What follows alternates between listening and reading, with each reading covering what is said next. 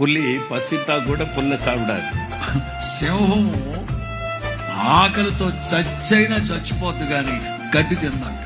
ஆனா இயேசு ஆட்சி பண்ணும்போது புலியும் புல்லை தான் சாப்பிடும். కానీ యేసు క్రీస్తు రాజ్య పాలన చేసేటప్పుడు సింహం సహితం పచ్చగడ్డి తింటారు.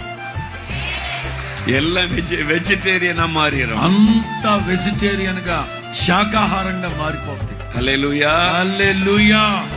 சிறு குழந்தைகள் பாம்பு பொத்துகளை கைவிட்டு விளையாடும். చిన్న చిన్న పిల్లలు పాముని చేత పట్టుకుని ఆడుకుంటారు. பாம்புகள் தீண்டாது. పాము ఏ హాని చేయదు. பாம்புக்கு விஷம் இருக்காது. పాముకి విషం ఉండదు. தீங்கு செய்வார் யாருமே இருக்க மாட்டாங்க. కీడు చేసేవాళ్ళు హాని చేసేవాళ్ళు ఎవరు ఉండరు. அதான் இயேசுவின் ஆட்சிக்காலம். అదే యేసు క్రీస్తు రాజ్య పాలన అట్లుంటది. ஹல்லேலூயா. చెప్పు గట్టిగా ஹல்லேலூயா. அதுக்குதான் ஆண்டவர் நம்மை ஆயத்தப்படுத்தி கொண்டிருக்கிறார். అందుకే యేసు క్రీస్తు సిద్ధపడండి అని మనల్ని సిద్ధపరుస్తున్నారు వాక్యం ద్వారా.